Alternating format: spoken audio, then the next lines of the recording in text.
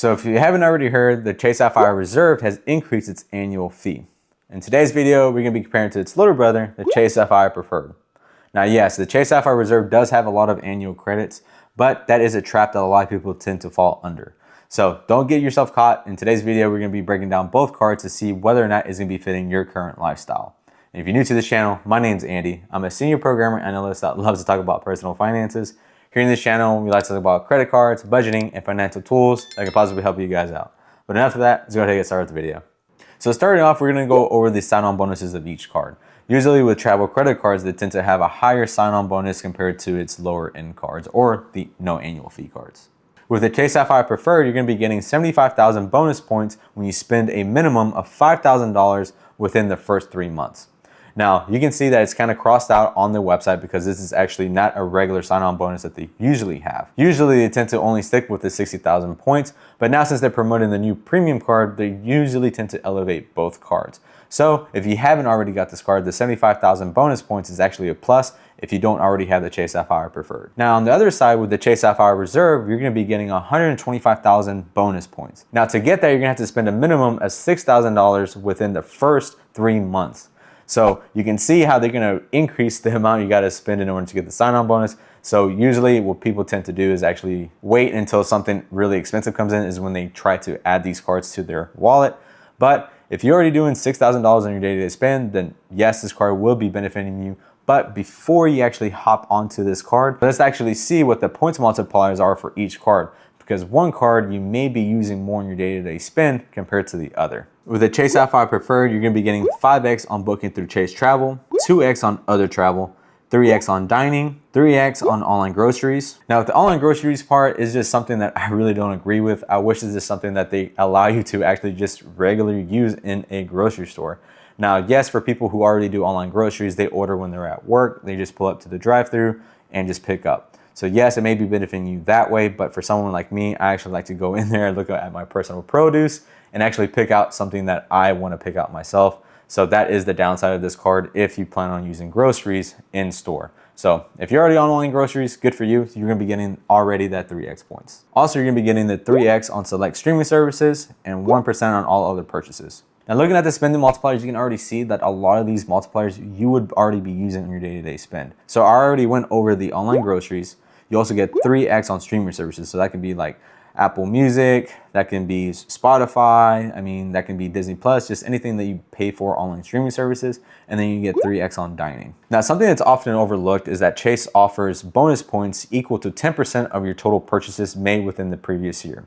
That means if you spend $25,000 on purchases, you will get 2,500 bonus points. Now, this perk is really overlooked because I like the fact that I'm already getting points from using the card on my day-to-day spends and getting an additional 10% at the end of the year.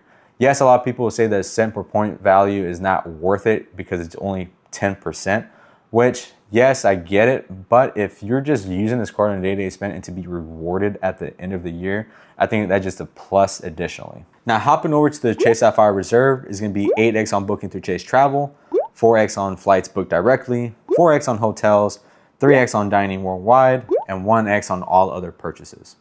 Now, based on these spending multipliers, you can see that this card is actually going to be based more towards someone that's going to be traveling more frequently. I'll probably say 4 to 6 times a year. Now, for someone like myself, I actually travel like once or twice a year. So you can see how this card won't really benefit me on the long term because if my day-to-day spends is something that I do more locally compared to more traveling, this is where the Chase Sapphire Preferred will win. But to the other side of the coin is someone that actually does a frequently traveling, then yes, this is where this card will be benefiting you a lot more compared to something that I do on a day-to-day spend. Now, which raises the question, how much does it cost to actually hold each one of these cards? With the Chase Sapphire Preferred, luckily for us, it's going to be staying at $95 a year. Now, if we hop over to something like the Chase Sapphire Reserve, which is the more higher premium card, it used to be $550 a year. Ever since this new update on the credit card, it is now going to be $795 a year. So you might be thinking, wow, that is a big increase, which I would completely agree with for someone that, travels a lot or has a frequent high spending. But for someone that's a day-to-day consumer like myself, the $95 annual fee, the fact that they kept it at that price, I'm really happy with it because especially with all these updates, coming along, a lot of these new cards coming in, it can possibly raise the increases of the annual fees. But the fact that, you know, basically all the entry level travel cards are sticking around the $95 mark. Let's say if now you go with the Chase Sapphire Reserve, how is the effective annual fee? Now, the effective annual fee is something that you apply all the credits towards these specific cards to see what your actual annual fee is. So the effective annual fee is basically shown by deducting all the credits that the card is going to be providing for you. Now, I'm not going to be breaking down every single credit because I want to actually show and compare you guys how I would spend, because usually the credits I would be using, then I'm going to deduct from it. Now, if it's something that I don't use, I'm not going to be deducting it from the annual fee. So let's go ahead and look at the credits that I would personally use if I were holding the Chase Sapphire Reserve and the Chase Sapphire Preferred. With the Chase Sapphire Preferred, you'll be given a $50 annual hotel credit that can only be used within the Chase travel portal. Now, if you do simple math here, if you do 95 minus 50, then your effective annual fee is going to be $45. So for it to be $45, I think that's a win. That's if you're going to be using the Chase travel portal to book hotels. For someone like myself, that if I don't have enough points to actually transfer to a hotel partner, I personally still actually do hotel bookings within Chase, so the $50 annual credit would be benefiting me.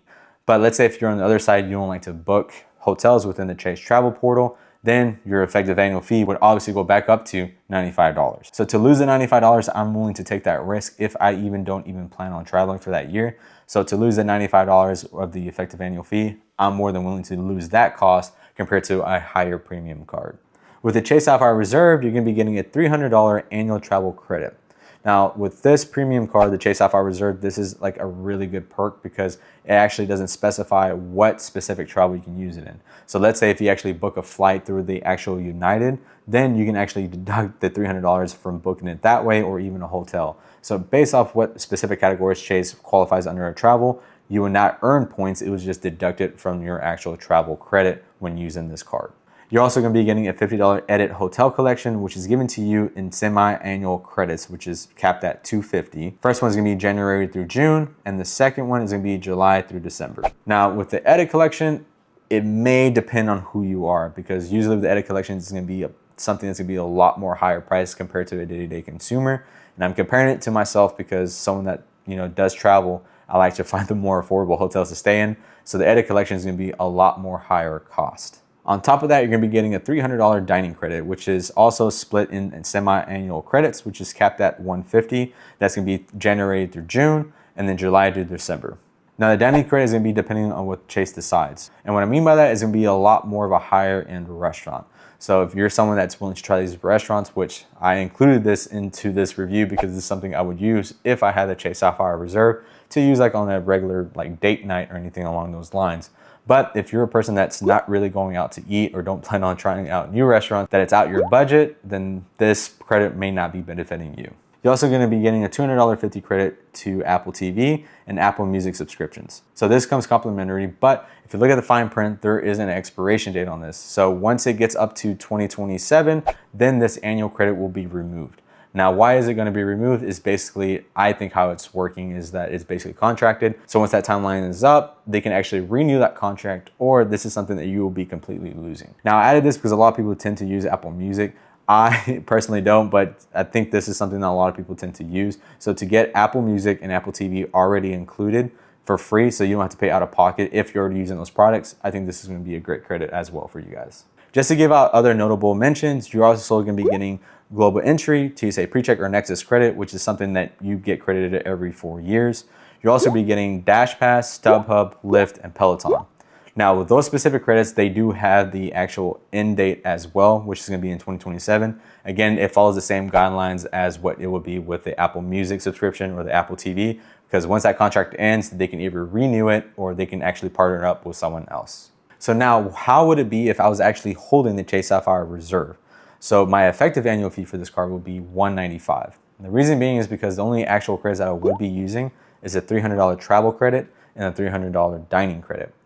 Now, you may be wondering, well, didn't you just say you might be using the Apple credit? Which is, yes, I would, but that's going to be an additional cost on myself because that is currently something I do not pay for. I don't use Apple TV or Apple Music, so I usually get all my content through YouTube. But let's just say, like, if I do get this card, then yes, I would then use it which will come out at a negative 55, which then I will be winning on this card. But again, this card is going to be for someone who's going to be traveling a lot more. So me using the card frequently, how often am I going to be using on a day-to-day spend? So is that $200 50 credit for Apple Music really worth it if something that I can spend my actual money on in groceries, dining, or streaming services to earn 3x? So that is something the way I look at it. But yes, if someone's already using those features, then this card will be great, because if it's already included, you're gonna get the benefits of the Chase Premium card. You get the lounge access, which yes, the lounge is pretty cool, but where I'm at specifically, I don't have a Chase lounge. So if that's something you actually prioritize, then yes, the Chase card then it will be better for you too in that state. But for someone that's a day-to-day user with like the regular expenses and don't travel, then yes, the Chase Sapphire Preferred would be better for that specific person. Now, after going each specific card, which one is the best to hold? As I mentioned throughout the entire video, it all depends on your day-to-day spend. For someone like myself, I'm gonna be using the Chase Sapphire Preferred. I've gained a lot of points using this card naturally without even have to think about it. But again, like I always mentioned throughout the entire video, if you're the other side of the coin and you're traveling a lot more, the Chase Sapphire Reserve will be blowing this card out the water. What if you're a person that's using all the credits that the Chase Sapphire Reserve is offering though? Let's say, for example, you use Apple TV, Apple Music, Peloton, and DoorDash. If you're already using that naturally and you're gonna be getting a negative effective annual fee on this card, then yeah, that will be a no-brainer to get. But do keep in mind that the spending multipliers that that card specifically has, because if you're not gonna be using that card, usually it's more like the traveling side or dining. Would it be something you're gonna be using more frequently than what you would be using with the Chase Sapphire Preferred? So that is just a food for thought there. And especially if you don't have a Chase lounge, is it worth getting at that point either? It's just, again, the credit card game is going to be going into the coupon book, which is something we all have to get used to, which I'm not a big fan of. But let's say if you already have either one of these cards and want to learn how to actually book through Chase Travel, I'll link that video here in the top right corner, just in case you want to get a walkthrough of how to do that. But I'm just going to go ahead and leave it at that. And as always, let's try to keep things simple. See you on the next one.